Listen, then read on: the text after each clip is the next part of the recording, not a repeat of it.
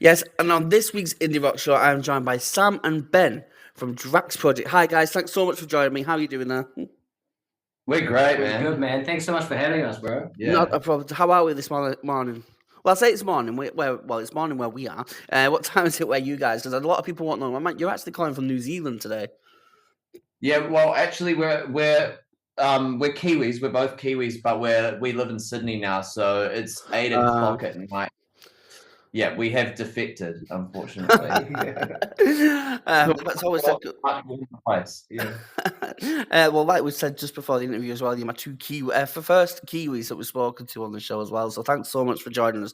We really wanted to get you on just to talk about the exciting things that are coming up for you, because you are coming over to the UK for your first UK tour. How are you guys feeling about that? We're pretty excited. We're very, very pumped, bro. It's actually not. It's our first kind of UK tour, but Yeah. we've played in London quite a few times. And in Brighton once, but it's our first like proper tour getting around the UK and Ireland as well. So and we're fizzing, bro. We are so pumped. We can't wait. We played in London. Yeah. In July last year. Yeah. Which was the first time that we'd been back kind of since COVID. So we were super excited, and yeah, we were super happy with how everything went. So we can't wait to come back. That's awesome. Let's actually talk a little bit about that gig in London, because your latest release that you've released was all about I think it was Drax Projecrt live at the Jazz Cafe in London. Tell me about the gig itself. How did that go? How did it feel? What was the crowd like?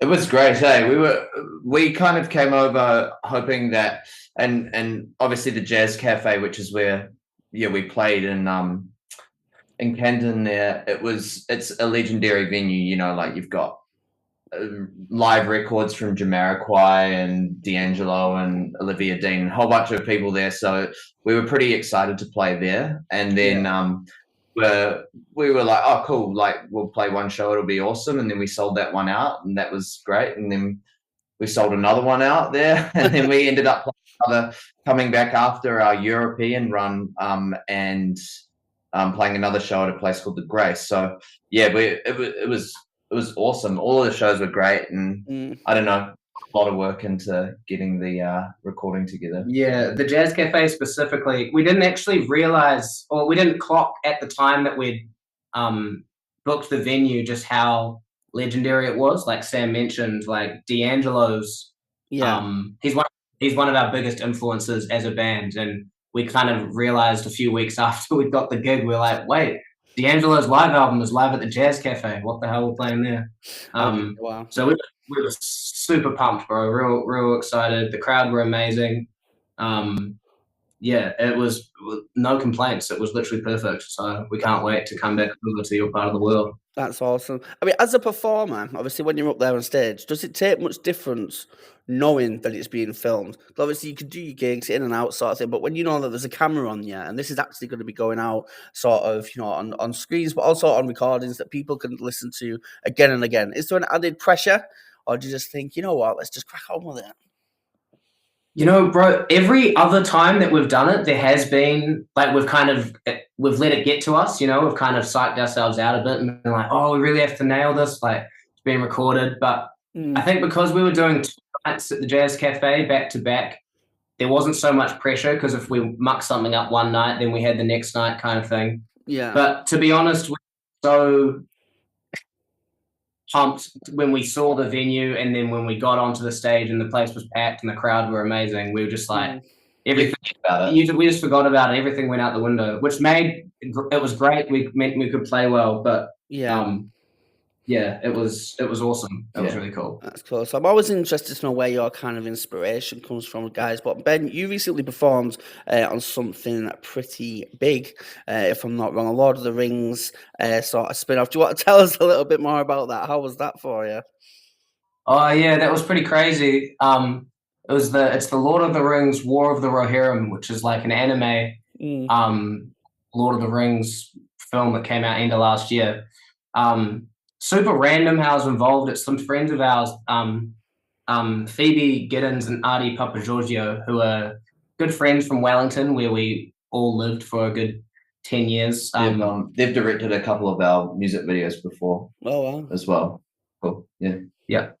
But they were like writers on the film, and they got me to do like the demo for the song years ago, and then last minute when the film was wrapping up, they were like, oh, we actually want to put the song in the credits. So they asked me just to record it, and it was awesome. It was me and Matt's our drummer in the band, and he's the biggest Lord of the Rings fan you'll ever come across. Did he play someone like Dunbar or something? Dunbar Captain?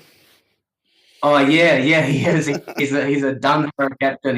He's off screen, but he's got a couple lines, which is it's a dream come true. It is a dream come true. Every time we have a flight more than 3 hours, he's watching Lord of the Rings on the plane. So like, love that. He was pretty stoked, but yeah, it was cool to be a part of it. Real stoked. Oh, I love that.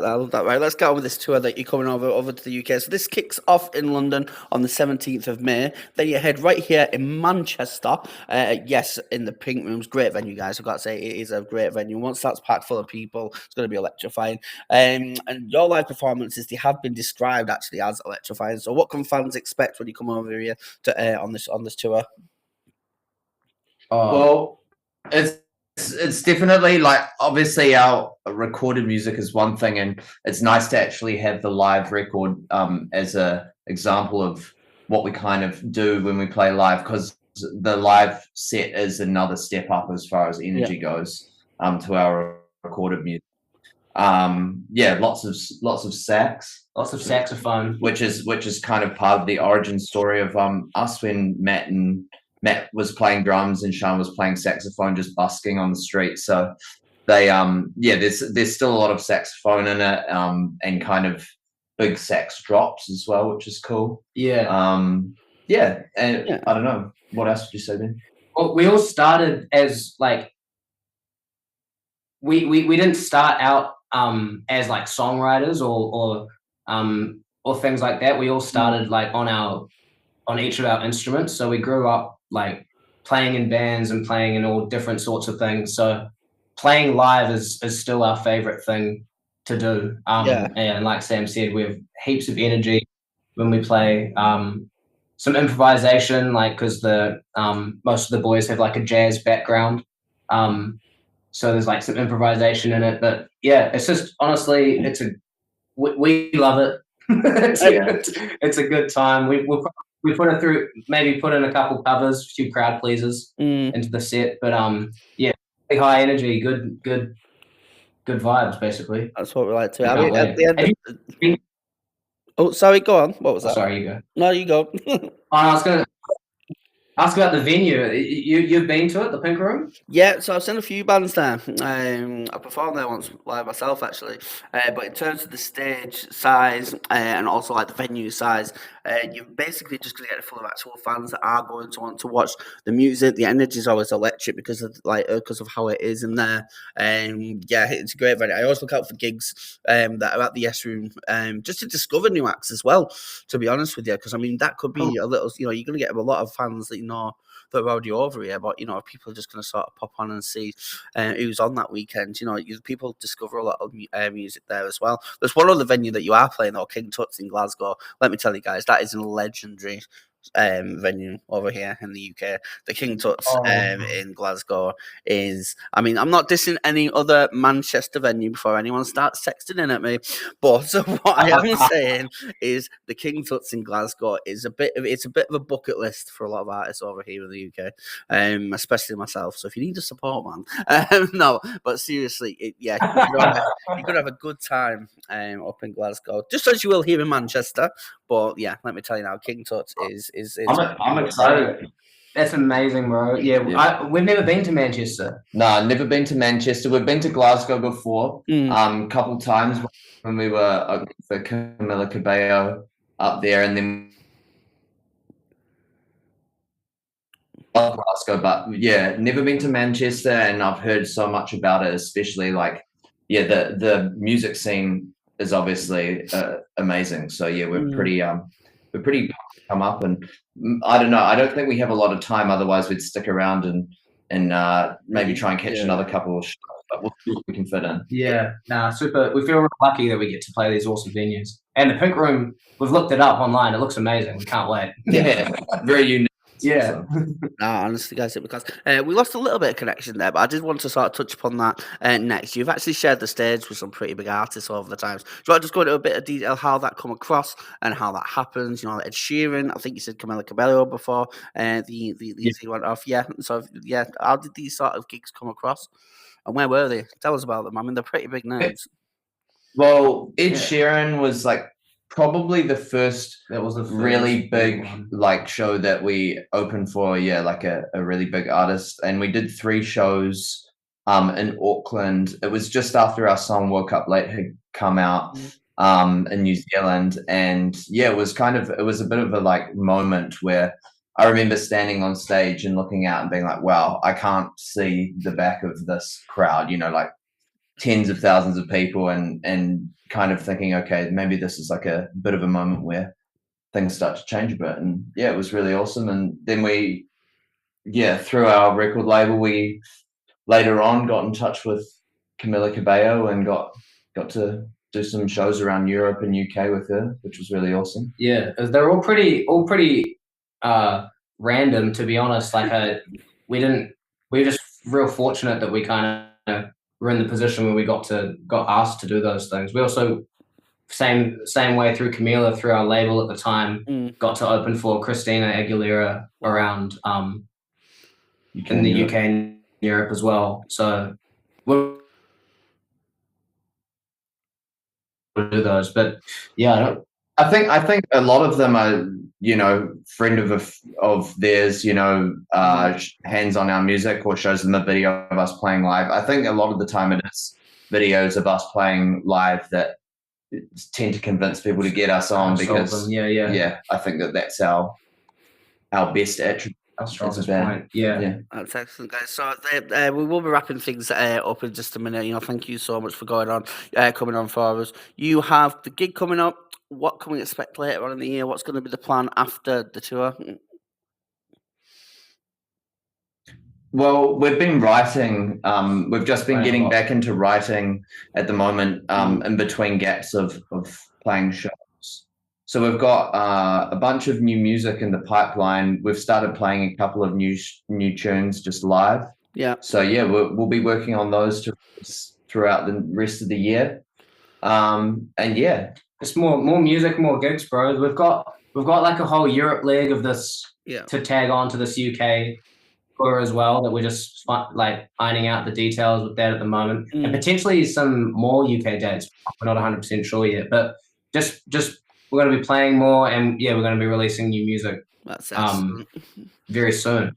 Really looking forward to that, guys. Right, thanks so much for joining me, Ben and Sam from Drax Projecrt. I really hope you have get on with the other interviews. All right, guys. Thanks so much for joining me this week. Yeah, man. Bye, guys. All good, great to meet you. We'll see you at the gig. All right, guys. Okay, I've just stopped the interview recording. I can breathe again now through my nose. Honestly, it's so cold over here in the UK at the moment. Like, it's absolutely Baltic. So maybe bring a jacket with you. But thanks. We're all hopefully it warms up by the time we get there. But we'll have to get you. We'll have to get you through the. No, if you're around and you're free. Yeah, 100% going to come down. 100% going to come down. I'll get all the Warren, see if you pop me on the door. But if not, I'll buy a ticket, I guess. No, I'll definitely. Down, Jordan. You're on the door, mate. All right, mate. See you in a bit. Awesome. Thanks, mate. I'm on the see you door. later. Sorry, you lost connection with me then. I thought you was left. Yeah, cool. All right, I'll see you at the gig, guys. I'm glad this is happening now and not before, because the connections are like proper bad now. But yeah, cool. I'll drop you an email. It'll go out. I don't think it'll go out. It'll go out. When's my next show?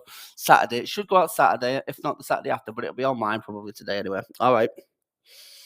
Okay, epic, mate. Shot, awesome. See you soon, guys. Ta-da. Bye-bye. Thanks, mate.